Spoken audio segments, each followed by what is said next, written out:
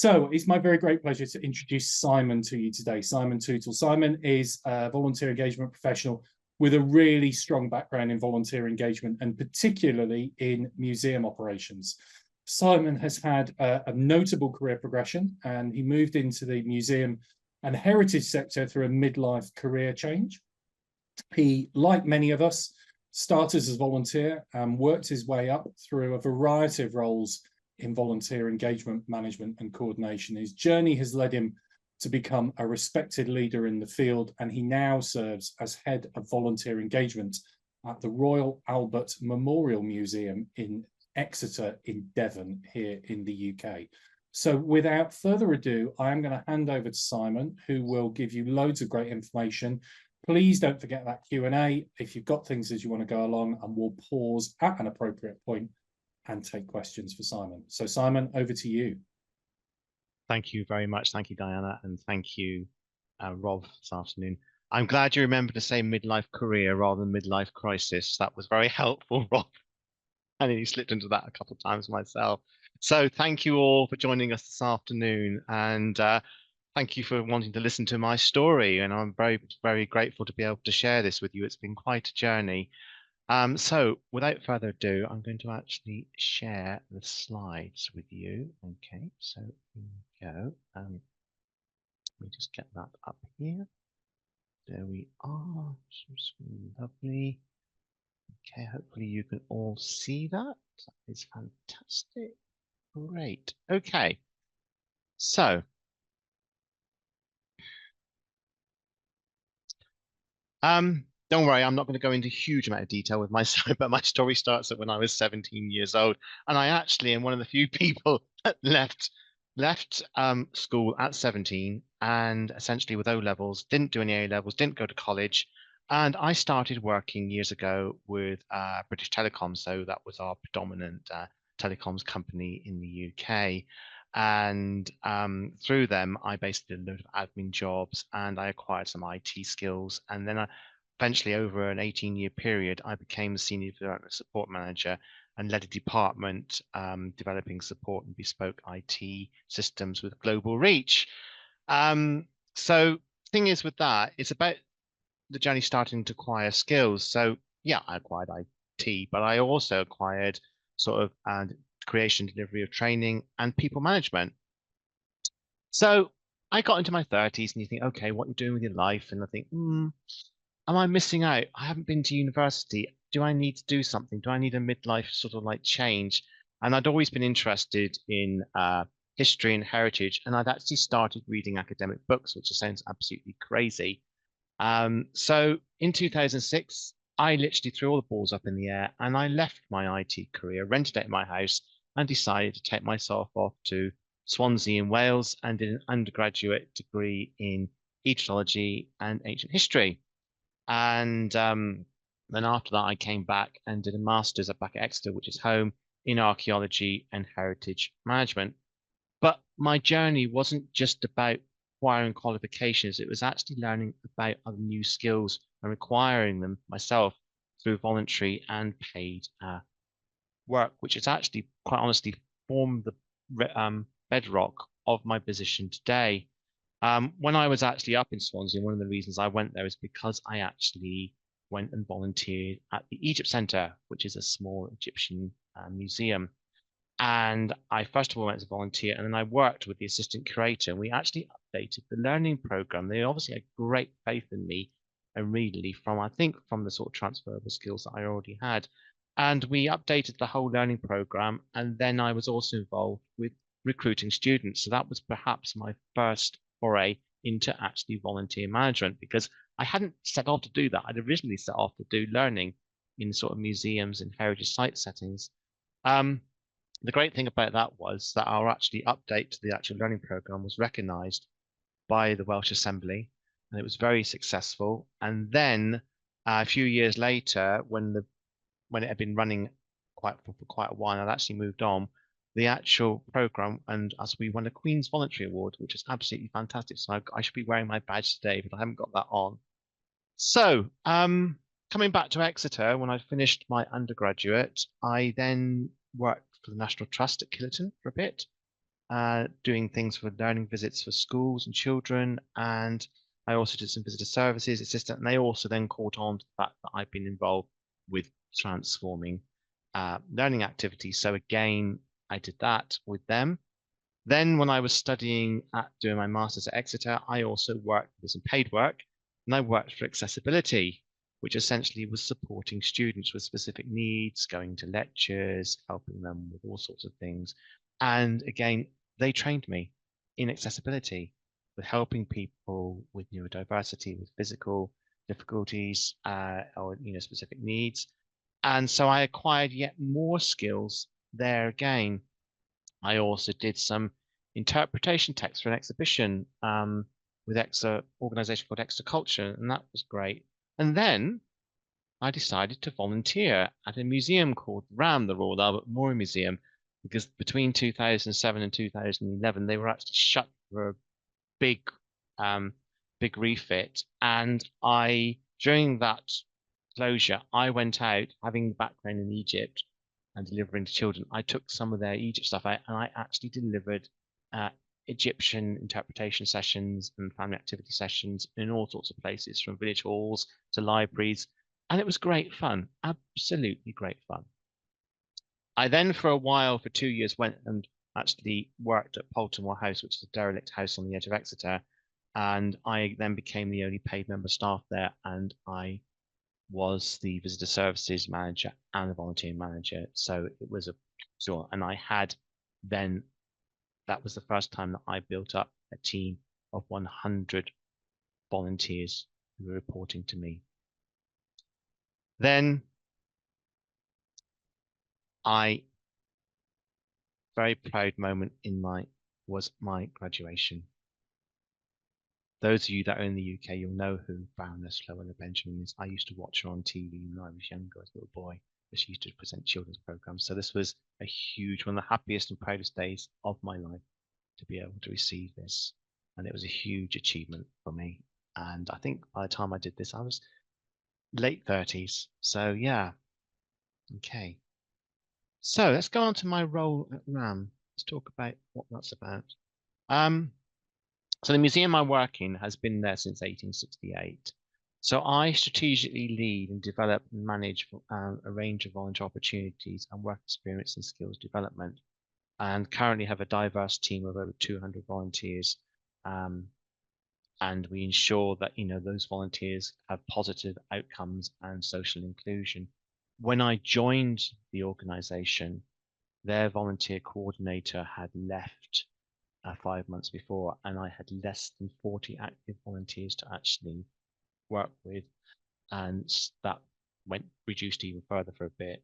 But today, over that period from 2013, we've got it's got one of the biggest and most far-reaching teams in the museum's history, not only in terms of their roles, but also in terms of diversity, the equality and inclusion.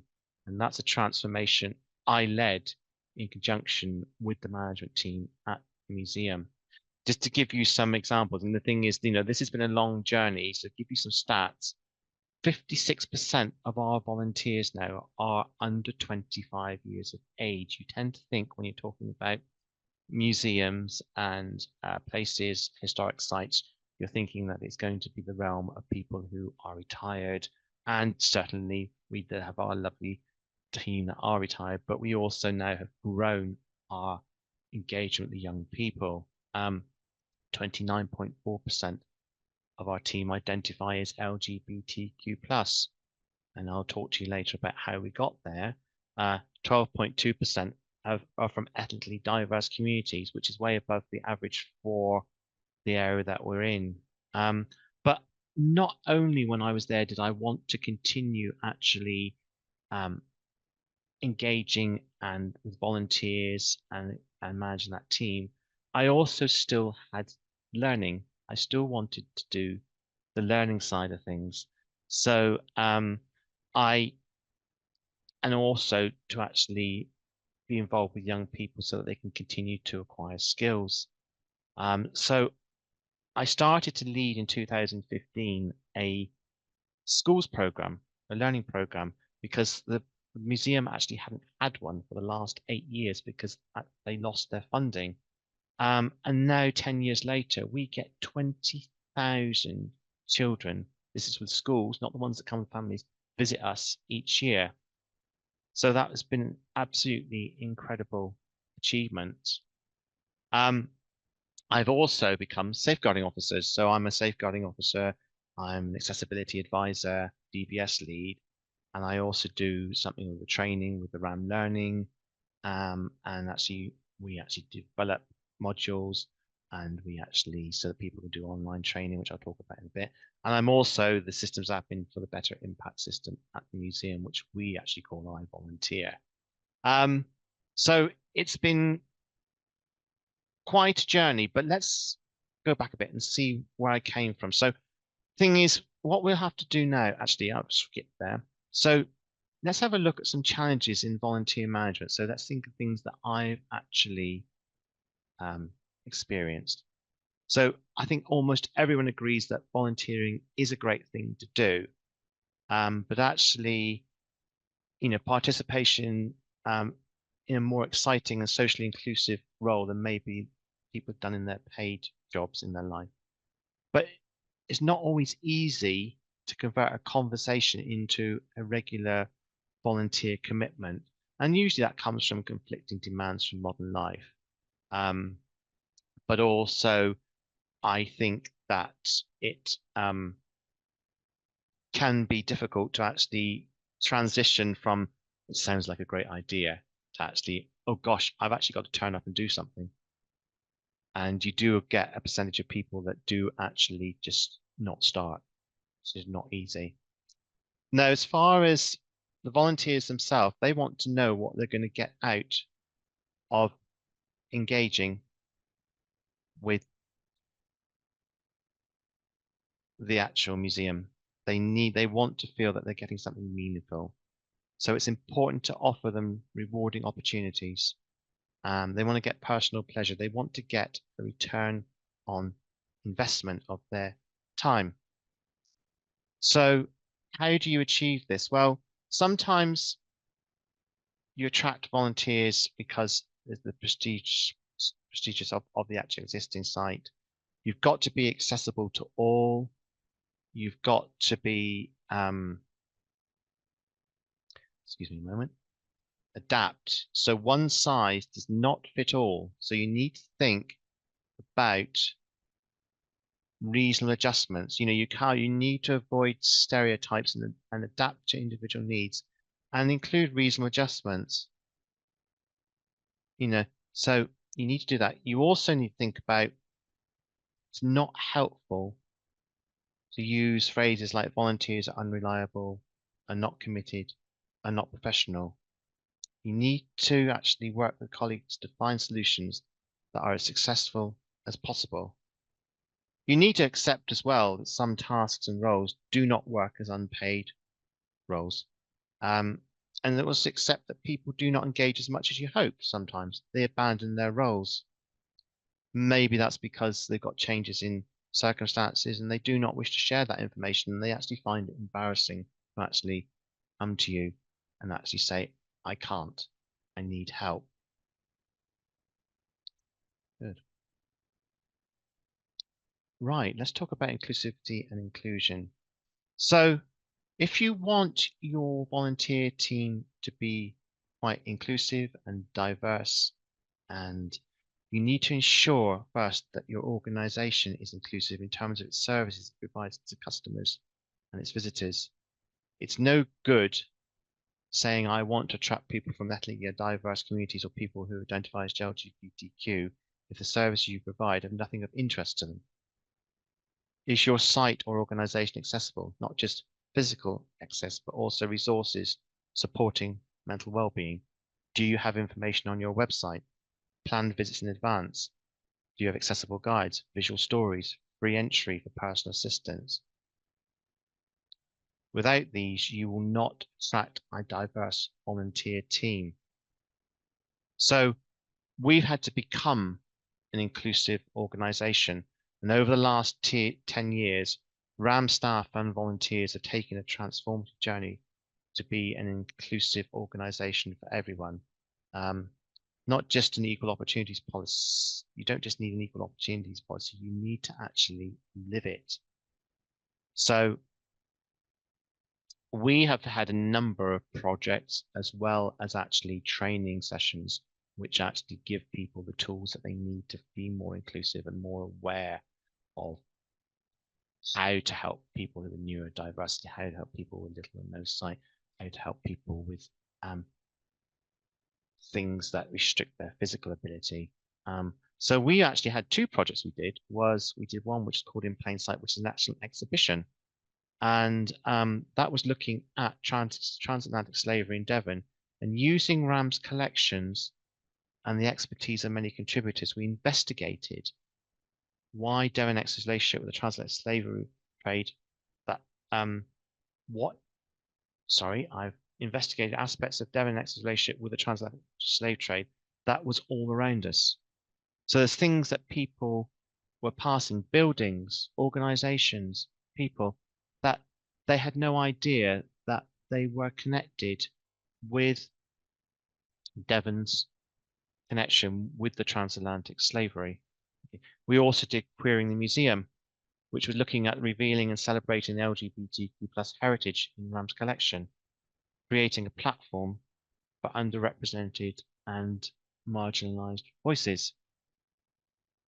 Rob, shall we pause there? Have we got any questions? We do have some questions for you already, Simon. Yeah, we've got a 3 or 4 at the moment. So let's start with Lexi first, who said going from fewer than 40 to more than 200 is fantastic growth. How long did that take, and how did you ensure it was done sustainably? Okay, so we had the joy of doing it twice, because the thing is we went back down to 40 again during the COVID pandemic. So we started slowly. What I did was when I first arrived at the museum, the volunteers were all in one team. They were just doing visitor guiding and visitor tours. I actually then made up separate teams focusing on, we had one for visitor guiding, we had another one for exhibitions, we had another one for schools. And I actually built all those up as smaller teams separately. So as the whole, they're 200, but actually individually, some may be 12, some may be 36. So to actually ensure then that it was manageable. So we get one team set up and then we move on to another one. Brilliant, thank you. And Denise has asked, we're seeing more young people apply for our programs at Toronto Zoo as well. It seems to be related to the economy, lack of employment, and youth are looking to build skills related to their education. Unfortunately, they do not stay as long as our older retired volunteers. What's the retention of younger volunteers like at RAM, and do you have any tips for improving it? Okay, so I am going to come on to talk about that, but I'll just give you one insight at the moment. The average at the moment for us for a younger volunteer is 6 months, which is a lot shorter than some of the older ones, and some of them have been there longer than I have. Brilliant. And okay, he is going to talk a little bit about that shortly. Can we just do one other quick one? Yes, of course. When I find it, which was Saskia's. Hi, Saskia. How did you get staff to agree, get their buy-in, exploring different ways of working and collaborating with volunteers? Again, I will talk about it a bit, but actually, as far as actually getting them to agree, we had to actually demonstrate to them what they were going to get out of it. And quite honestly, as budgets get pressed and staff resources dwindle, they need help. And then it's like, I need some volunteers to help me because I cannot achieve this project. Without them, it's not going to go ahead. So it was a combination of factors. Brilliant. We've got others, but we'll leave it till the end. That was a good break in the flow. Let you collect your thoughts a little bit. So back over to you, Simon. Thank you, Rob. Right, let's talk about volunteer retention. So it's important that you make volunteers feel appreciated in the bubble, make a difference, and not just in terms of helping the organization, but actually those that use the service. They're not there just, as people to actually help the organization. They are actually there to help people that use your service. Don't forget to ask them how they're doing. Are they enjoying what they do? Do they know who to talk to if they're unhappy? They might want to change. They might not be. I always say to people, if you're not happy in your role, come and talk to us and we'll see if there's a change we can make there or move you into something else. Another question for you, do you have a volunteer career progression? There's lots of volunteers out there, and I've heard it from other organizations that, they don't want to do the same thing all the time. So they might move on to another organization, but we've actually put in place a career progression. So, for example, our entry role is doing visitor surveys, or maybe working in the cafe. And then you might go up to the shop. And then it goes right up to delivering actually and leading learning sessions, such as when we have the schools in and we do an Egyptian day for the school. And then we've got volunteers who are actually leading actual 30-minute learning sessions, which takes a lot of information, especially when it comes to children and they've got all their questions. Volunteers have got varying levels of skills and time commitment, and their flexibility is different for each individual.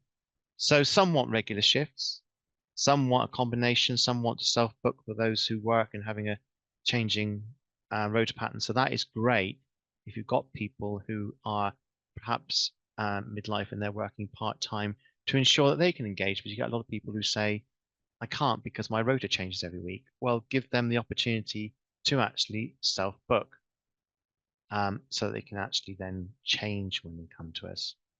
It's not a great idea to make a whole team flexible. We tried that once. We said everybody can book their own shifts. It didn't work because you end up with great holes in your rotas, and actually then your service doesn't go forward very well. So that is not great. Let's talk about volunteer motivation. So one of the key things I always said to you is, don't ask a volunteer to do something you wouldn't do yourself. And how many of us have had roles in the past as volunteer coordinators, volunteer managers, where you could find yourself cleaning the loo one day, and if you want your volunteers to do it, you should be prepared to do it yourself. Say thank you at every opportunity, because what you need to do amongst your volunteer team is to foster a community. People come to be with other people. They come to make friends. They come to help each other. And also, obviously, the visitors and the users of your service. Don't ask them to do unnecessary tasks. Equally, don't invent tasks which add nothing to your organization's mission just to retain volunteers. I've seen organizations which just have a whole thing of we need to make up something so we've got some volunteers on board. Actually, no, you don't. You need to find something that's going to add value to your organization. You must have buy-in from your staff and your management. I know some of you don't. I'm very fortunate that I do. But you actually demonstrate value to your organization in actually having volunteers there to help. To give you an example, and I don't know whether some of you may do this, we sort of monetize at the end of the year so we can see the value in terms of if it was payroll, what we were saving. Obviously, that's only one small measure, but ours is £250,000 a year just in actually what we would have to pay if we had those people coming in to help us in other ways. But obviously, that is not the main impetus for people to come and volunteer. The main impetus is the actual being with people and helping people. That's why I certainly do my job. I wanted, the thing is, when I was in IT, I was actually doing something for an organization that had shareholders. So I was actually putting money in shareholders' pockets. I wanted to give something back to the community. I wanted to feel that I'd made a difference to people's lives. So that is why I actually changed into this role. Okay.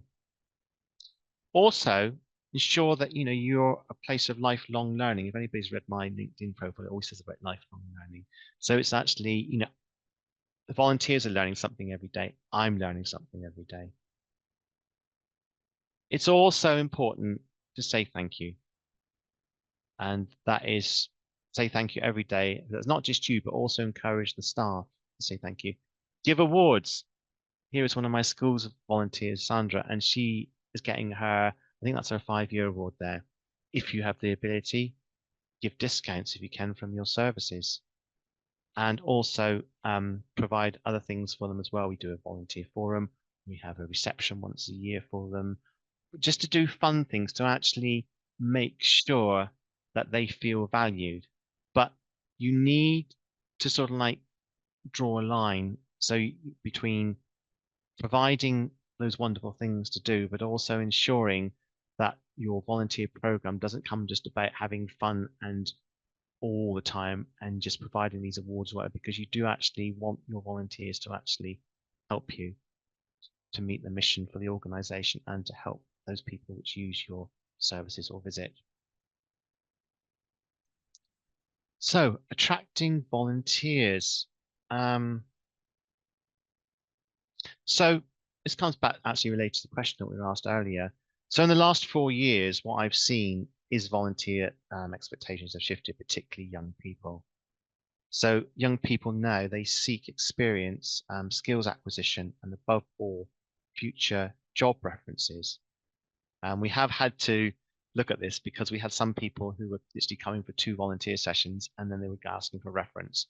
And we drew a line and we said no. So we've actually put in place where we actually asked people, you've got to have done X number of hours to actually get a detailed job reference. Anybody, we will just give them, yes, they volunteer with us from X date to Y date, but if they want a character reference, they actually have to have engaged with us for, I think most of them usually 30 or 40 hours. I've already said that young people on average stay for 6 months. Our turnover each year is about 60 people. So I am actually just going through the process during September, given it's the start of the new academic year, of taking on about 40 new people. And then the other 20 will arrive during the year as people turn over.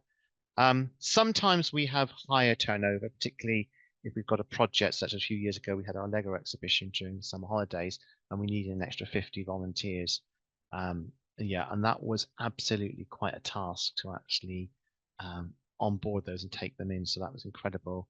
We also, in terms of attracting volunteers, we ensure that we continue to closely work with our higher education and further education organizations, asking them what they want, as well as presenting them with opportunities for their students. So to have those close relationships then means that we actually do get that relationship and those students who are seeking, coming to get the experience for future roles. We do use a lot of social media, but also you want to get out in the community. So you want to go to community groups. So for example, if you're an organization that wants a gardener, go and visit your local groups who meet socially to garden. There's a vast array of community groups out there, so visit them, sell yourself. That is one thing, especially in the British, we're not very good at selling ourselves. Word of mouth is a huge thing. The number of people that have joined me saying, oh, I was recommended by a current person who volunteers here, who tell their friends and family. And you can also, of course, do the converting your visitors and customers into volunteers. You need to make yourself appealing, but you also need to be upfront so that people actually know what they're going to be doing. Because I've had people before, maybe when we haven't been so explicit in what we want them to do, where they've actually joined and then they haven't maybe read the role profile information in detail. And they thought, oh, well, I thought I was going to be doing something else. This isn't what I imagined it would be. Thankfully, no, I've minimized that. We occasionally get 1 or 2 people, and often it's because maybe another opportunity's come along, which they prefer. Okay. I'll just talk about Better Impact for a while, because Better Impact are hosting this for us today. So we've been with Better Impact now for 5 years, and I would not have been able to manage the level of activity in the museum without Better Impact, because I don't have volunteer coordinators reported to me. I do have members of staff who do on a day-to-day basis supervise some of their teams, but I can't be everywhere at once. So we used Better Impact for recruitment, training, scheduling, and detailed reporting. As it did help us immensely with rebuilding the team during our year-long closure due to the COVID pandemic. One of the greatest things is the fact that the system can actually do self-service. I would be lost without the self-service. So whether that's opportunities available to them, applying initially to be a volunteer, keeping track and updating their schedule, reminder emails that get sent out. One area that we do use quite a lot, which I know is not used extensively across Better Impact by other members at the moment, is we do use the training capability and documentation library to deliver as much training on demand as we can, because again, I cannot stand there for hours and hours on end training people in person. We do a certain amount of training in person. So I think I was just doing some exhibition guides yesterday, and they do about 2.5 hours of training themselves, and then they have an hour and a half with us. It's absolutely great. Give you an indication, last year we delivered 700 hours of volunteering online, and that was people just acquiring their training to actually join us. And also when new exhibitions come out, or a new project, or maybe something on the permanent collection has changed again, I get the curators to actually film briefing, and then we make that available. And that is on top of, we often as well, we've got an exhibition, get the curators to do 1 or 2 in-person tours. But of course, you know, not everybody can turn up at the same time. So having that capability where they've got on-demand training is absolutely brilliant. It also, Better Impact allows us to gather the contributed hours and also to do our diversity monitoring, because a lot of our current funders and future funders want that information to show that we're actually engaging with the community and that we've actually got the diversity in the team, which I shared with you earlier. It also helped, of course, that I had my background in IT to enable me to make full use of the Better Impact capabilities. I think there's very little on the system that we are not actually using. So, Rob, we can actually have some more Q&A now, and then I can come back to my last section if you like. Yeah, no problem at all. We've got a lot of questions lined up, and you even answered some of them as we went along as well, because people were asking for recruitment tips and things like that. So there's 2 related questions, Simon. So I'll read them both out to you, and you can maybe take them together. So first of all, Immunity Canada were wondering what your marketing strategy was to increase inclusivity. Where did you post your opportunities outside of your website to do that?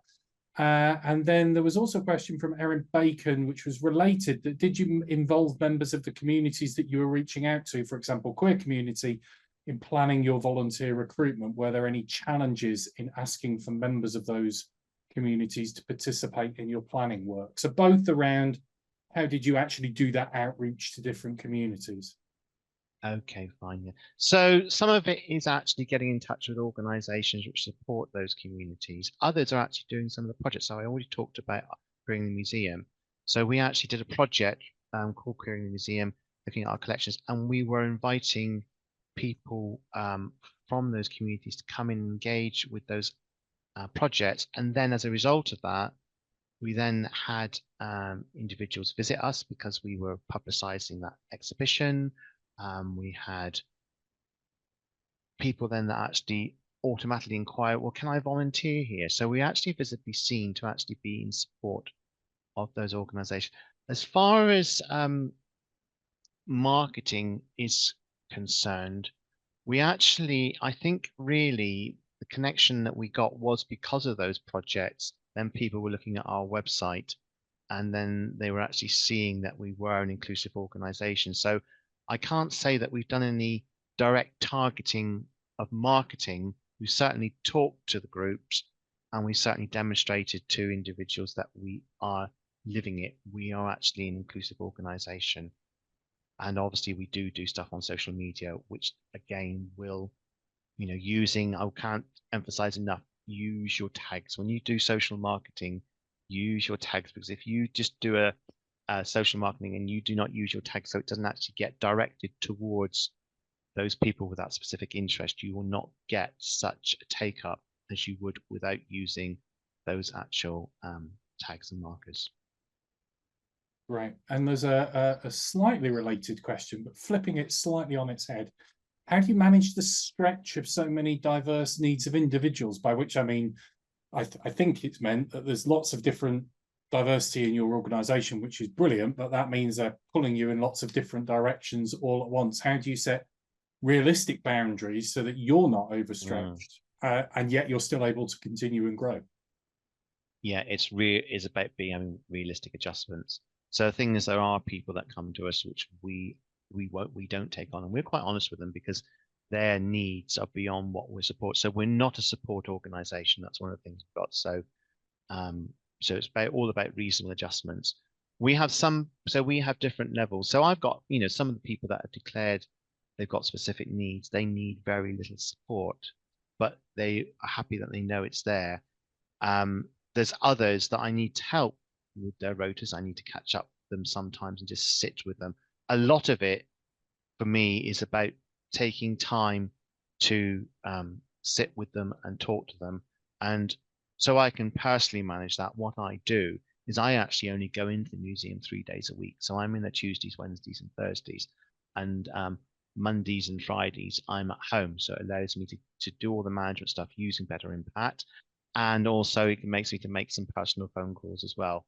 I can't say it can become a little overwhelming at times, but again, because I've got it set up so that we've got a number of different teams, and some of those teams, like the schools learning team, I supervise directly.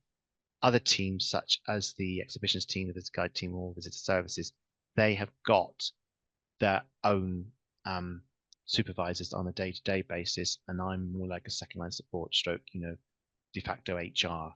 So it's essentially making sure that you're spreading the load. Right. Amy asked a question related to your point about the career progression that you've got in place for volunteers. How do you share that kind of career progression with the volunteers, and when? And do you have stipulations that volunteers must meet? For example, before they progress, they've got to do a certain number of hours or a certain variety of roles or whatever else. So the way I've approached it, and it seems to work, is that we don't actually formally advertise it to the volunteers. So it's actually as the volunteer was with us for a certain time, and you can see that they've got capabilities and things, you actually talk to them. Like, I might say, for example, if I got an exhibition guide, I might say, are you all happy to continue with the next exhibition? A lot will say yes, or if there's something else you'd like to do, come and talk to me. You naturally get the sort of like senior progression as well, because you've got people who start off. I've got one chap who started in the cafe, and he said to me, "Can I do other stuff?" I said, "Of course you can." So then I moved him on to he's doing the cafe now, and he's doing the survey. And so it's a natural progression for them, but it's the fact that I know that behind that I've got a framework that I don't share with them, because what I'm always concerned about, and this is just my approach, is I don't want to be in a position where I've got somebody that's got an expectation that they're going to be able to get into a higher role when they don't have the capability to do so. Yeah. Because I can't spend a huge amount of time developing that individual and I'd love to, but we just don't have the time to do that because we just don't have the resource. Right, a couple of questions on communications with volunteers. What do you recommend for communicating with volunteers? Maddie asked, I found different age ranges like different methods, phone, email, WhatsApp, etc. How do you manage this? And another question was posed about the use of newer forms of social media. So do you use things like TikTok, etc.? Okay, this is very interesting actually, because I've been discussing this recently with colleagues, that increasingly obviously younger people use, like they said, use WhatsApp, TikTok, Telegram, all sorts of things like that. At the moment, we are not using them, but ideally I'd like to, because we are at the moment generally using email and some text.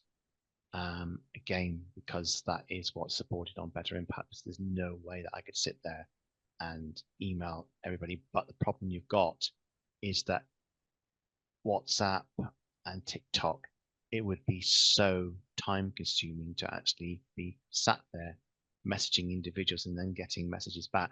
I know it'd be absolutely fantastic for the young person, but if I suddenly had a flood of messages come in on those and it's just me, I can't handle that. So, it's almost like we need somehow for a sort of like central platform to be able to manage the actual communication through WhatsApp, so that we've got a collective sort of dashboard for it. Perhaps we need to hear if somebody out there knows of anybody that's working on something to put Yeah. something together. I'm sure it'll come, but at the moment, yeah, we are definitely. And also the problem we're also getting as well is that a lot of emails get blocked and end up in junk and spam and all sorts of things like that. Yeah. So we're still, well, the answer to that question is we're still working on that one. Yeah. Morna, hello, Morna. Long time no see. Asked a really interesting question. Do you have any type of alumni program for volunteers who've left, retired, taken a step back, moved away, etc.? So not specifically for volunteers, but we do have an alumni one for the museum. So that is people who are staff or volunteers. They can actually, and my colleague in museum development, she runs that, and we have Connect, and we keep them in touch and we invite them back for things. So I don't personally do that, but yes, we do actually have something which is quite a low level thing, but it's actually being able to just stay in touch with the organization, which is fantastic. Right. And two more quick questions. Okay. Hopefully they're quick answers as well. Erin asked, as volunteer coordinator at her organisation, staff seems to feel I should be delegating to the volunteers throughout the day, i.e. Erin is expected to line manage the volunteers day in, day out. Is that normal, or should departments take over their own volunteers once they've been onboarded and trained? What's your experience at RAM, Simon? So yes, there was some expectation, particularly when I started, that I would be there all the time. So every single event they were at in the evening and weekends, I'd be there actually with them. And you suddenly find thinking, hang on, I can't work 24/7. So my explanation is that the departments will actually, on the day-to-day delivery of the tasks that they're asking them to do, they will actually supervise them themselves. You remain, like I said, second line manager, sort of de facto HR. And yes, obviously, when something perhaps is new or there's an issue, yes, you do need to be present, but otherwise, no, you can't be. You're absolutely running yourself ragged otherwise, and then you find that the quality slips. Yeah, my standard answer to that one, Erin, is, if I may, Simon, is yes, please. Does the organisation expect the director of people or the head of HR to line manage every single employee? The answer generally is no. So why would you expect the head of volunteering to line manage every single volunteer? And then one last quick question from Saskia before we hand back to you briefly. Quick question Yes. before we come back to you. When you onboard new volunteers, what types of question are you including in your application form about demographics? So again, circling back to the inclusivity question. Okay, so because we actually are we get some of our funding from Arts Council England, and we're part of the National Portfolio Organisation. They actually set the information that they want for the year, and we sort of divide that up into stats so that actually it's all anonymized. So we do ask things like their age range, what their ethnic background is, and whether they identify as LGBTQ plus or heterosexual. We ask them about if they have any disability, and we ask them whether that's sort of like long-term constraints or does it make much difference to them. And we also have one about transgender as well. So whether they're recognized, I've got to get this one right now. So whether they actually are identified as the same gender they were assumed to be at birth. All of those questions, they have a prefer not to say option. Great. Okay, Rob, shall I continue with my last piece? Yeah. Yes, please do. And then if we have time for any more questions, we'll pick them up. Lovely. Thank you. Right. So this is a good place to end. Advice for aspiring managers. You need to definitely live volunteering before you can manage volunteers. Gain a variety of transferable skills. And as you can see through the years I have, like my first half of my working life, I acquired skills in admin, IT, finance, training delivery management, The two things I haven't mentioned is catering and gardening, because I did both of those as well earlier in life. And later on, when I went off to university, I acquired knowledge of Egypt, the Romans, British archaeology, museums and heritage management, and of course then volunteer management. So if you set out with a early career goal of coordinating volunteers by itself, it will only take you so far without those transferable skills. You need to also understand what you're asking people to do for free. And this is another interesting one, because it comes back to the question I just asked is avoid over-reliance on other museum colleagues to provide resources to accomplish your job, as this will have its limits. So this works two ways, because we just talked about the fact that, you know, should people be supervising? The answer is yes, but also equally, I can achieve quite a lot in my role with only referencing colleagues to check to agree content and delivery. So I can actually work with the volunteers to put together content, you know, whether that's a new learning program or a learning task or something that they're going to do in terms of handling. I'll always, you know, when they've got the idea, check in with a curator or senior manager and say, you know, shall we do this? Oh, that's a great idea. Yeah, we'll put it together and we'll have a look. And then it's like, yeah, great, that's fine. So you should also be aware that staff tasks related to volunteer participation are often low on their task list. So be aware of that. It's important to make your colleagues' tasks in relation to volunteering as easy as possible, because then you'll get more buy-in. If people feel that managing volunteers is a burden, they're less likely to do it. And I'll mention this phrase, but I'm not going to go into it as well, because it's something that I'm looking at the moment with colleagues. I know that Rob will be available for that, but there's a lot of conversation going on about it at the moment, and that is volunteer value proposition. So that is essentially seeing if, as a member of staff, if I do this, what am I going to get back out of actually the value of the volunteer participating? That's my very simplistic take on it. I'm very much at the beginning with that, but that is something that we want to do.